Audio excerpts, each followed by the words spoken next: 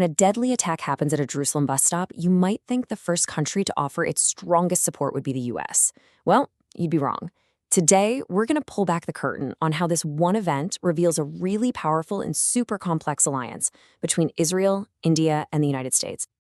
So let's just set the scene for a moment. We're at the Ramah Junction. It's a busy bus stop in a city that's, sacred to billions of people around the globe. Folks are just waiting, going about their lives, waiting for their bus to show up. And then, in just an instant, that totally normal scene is shattered. The bus pulls up, and suddenly gunfire just erupts from inside, aimed right at the crowd. In all that chaos, an off-duty soldier and another armed civilian jumped into action, engaging the attackers and neutralizing them right there on the spot. Okay, so here's how we're going to break this down. First, we'll look at the attack itself. Then, India's incredibly fast reaction, the powerful alliance behind that response, what Washington thinks about all this, and finally, we have to look at the devastating human cost in Gaza. So, what do we actually know about this assault? Let's get right into the details. Yeah, this was clearly a planned, coordinated attack. They used a submachine gun, not just a handgun. The result was devastating. 6 people killed and 21 seriously injured. And while the 2 attackers, who were believed to be from the West Bank, were killed at the scene, police later arrested a 3rd person they say was involved in the planning. The reactions that followed were, about as opposite as you can get. Hamas immediately came out and praised the attack, calling it a heroic operation. On the flip side, Israel's Prime Minister used this moment to drive home his point that the country is fighting an intense war on several fronts. So he's placing this single attack into a much, much bigger context. Now let's shift to the international response. And this is where it gets really interesting. The first major reaction we're going to look at comes from a key partner for Israel, India. India's response was just incredibly fast and incredibly strong. Prime Minister Narendra Modi didn't beat around the bush at all. He immediately condemned it as a terrorist attack and made it clear that India stands against all forms of terrorism. And Israel's response was right on its heels. The Prime Minister's office directly thanked Modi, framing this as a shared fight. This kind of immediate public back and forth, that's a huge signal of a very, very close relationship. But look, these public statements, they aren't just happening in a vacuum. They're built on something way more concrete.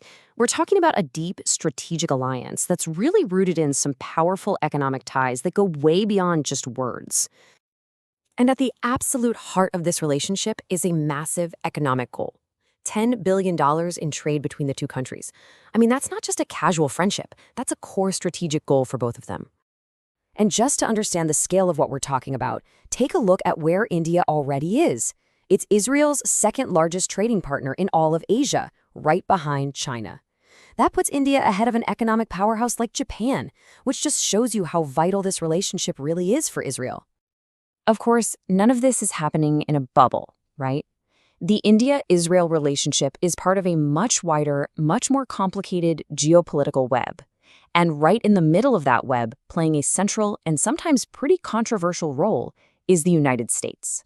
These ties are so strong, they're actually creating some pretty unusual political situations in Washington.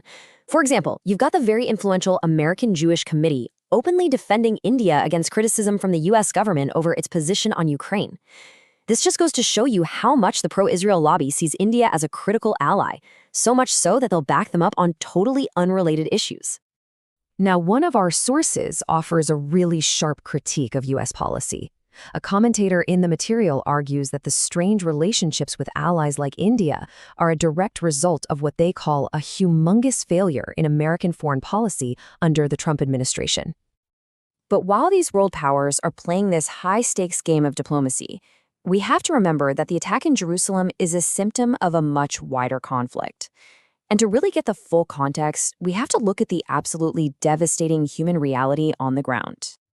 And the numbers, they're just staggering. Since October 2023, the estimated death toll for Palestinians has hit about 65,000 people. It's a number that's just hard to even wrap your head around, and it really shows the immense scale of this conflict. The crisis is also changing in a truly terrifying way. It's not just deaths from military action anymore. A new, desperate phase has started, with reports now coming out that people are actually dying from starvation. And the long-term consequences of this are just horrifying. We're talking about an entire generation of children in Gaza who are now at risk of growing up with the severe, life-altering effects of malnutrition. That's a catastrophe that's going to last long, long after the fighting ever stops. So all of this really leaves us with a tough question, doesn't it? We've seen how one single attack can set off this global dance of diplomacy, trade, and strategic alliances. But while that dance is happening, the human cost just keeps climbing. So the question isn't just if we can balance these things, it's at what point does one completely overshadow the other?